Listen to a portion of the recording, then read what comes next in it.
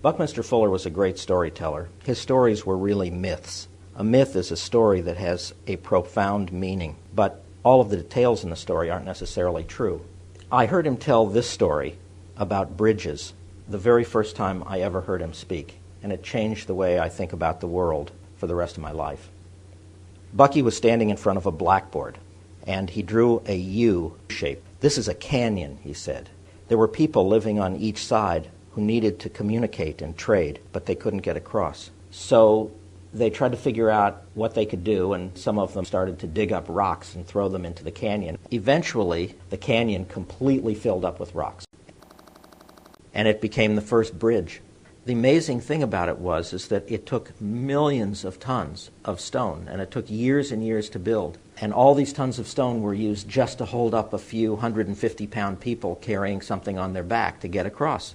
But it enormously increased wealth because they could trade. But they discovered that there was a problem. There was a stream at the bottom, and the stream water was building up on the back end and causing a problem. So a few brave souls climbed down into the canyon, and they knocked a few stones out at the very bottom, and some of the water could get through. They made a bigger hole, and then a bunch of the rocks collapsed, and the hole disappeared. So they did it again. And they kept doing it until they began to discover that when the hole was a certain shape, it didn't fall back down.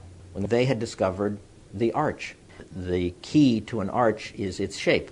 An arch is actually not a thing, it's a hole of a certain shape. As they learned about what made better arches, what shape was absolutely best for keeping all those stones and the people on top of the bridge from falling into the earth, resisting gravity, they learned how to shape the arch in just the right way, and the arch kept getting bigger and bigger. They were learning to do more with less. But there was a problem, because it turns out that there is an absolute limit to the amount of weight that stones can hold up. And so in a given size canyon, there was a limit to how big the arch could be. So once they got to a certain point, progress seemed to stop. But about the same time, there were people learning about iron. They were learning that they could dig up certain kinds of rocks that had iron in them. They could crush those rocks and separate the iron and melt it down and make it into different shapes. And if they made the iron into tubes and arranged the tubes into triangular forms, they could hold up things as well or even better than stone could, and with a lot less mass, a lot less material.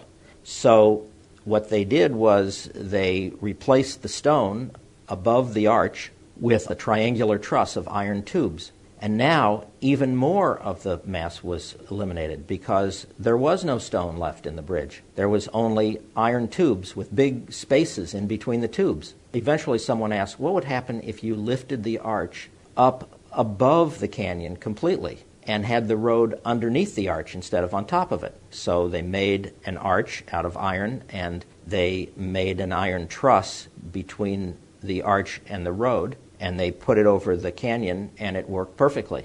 As people learned to make more and more effective trusses and learned to make pure iron tubes, the amount of iron necessary to span a certain size canyon kept going down. About that time, there were also people learning about other metals and how you could make alloys by mixing metals, and when you did that, you could get more strength out of even less materials. And steel was invented. And people understood that steel had a characteristic that iron didn't have. It was good not just for compression, it was better for pulling things together. So you could make rope or cable out of steel. Eventually, people discovered that, wait, maybe you didn't need this iron arch at all. Maybe we could just take the steel cables, we could build two posts, put one at each side of the canyon, and drape steel cables over the posts. And when you did that, you have actually an inverted arch, an upside-down arch. You could take smaller cables and attach them to the big cable and hang them, drop them down, and hang the roadway from the cables. So now you have a bridge where the only compression members, the only function being performed by iron or rock is two posts, one at either side. and the rest of it is all wires. Flexible, bendable, movable wires. As science and engineering discovered more about molecular strengths and characteristics and how atoms were arranged in molecules in different kinds of metals and in different kinds of mixed metals or alloys, the wires were able to get thinner and thinner and yet stronger and stronger. So the amazing thing is that over time, bridges have gotten longer and longer and longer over bigger rivers, over bigger bodies of water, over bigger canyons, and yet as they've gotten longer, they've gotten stronger, and the amount of mass, the amount of materials needed to make that bridge per unit length and per unit strength have gotten smaller and smaller and smaller. This is the principle of dMass. So Bucky told this story, and then he would stop in front of the blackboard, and he would say, there's no reason why we can't continue this doing more with less until we've eliminated the wires altogether. We don't need anything to hold up the bridge. And there was a silence, and then everyone laughed.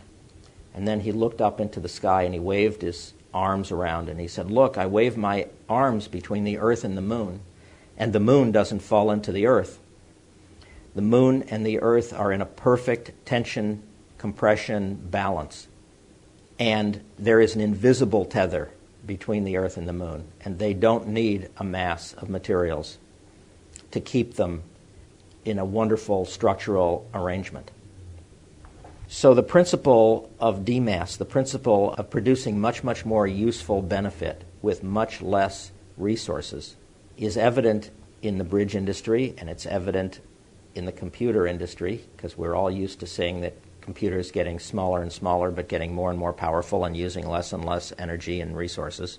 But most of society is really still organized much like the stone bridge with a little hole at the bottom. We are using millions and millions of tons of resources for things which we don't need to use them for. We still build houses the same way we did 100 years ago, even though our knowledge of materials and resources and being able to design integrated systems that would use a fraction of the materials and a fraction of the energy and a fraction of the water, that we have that knowledge.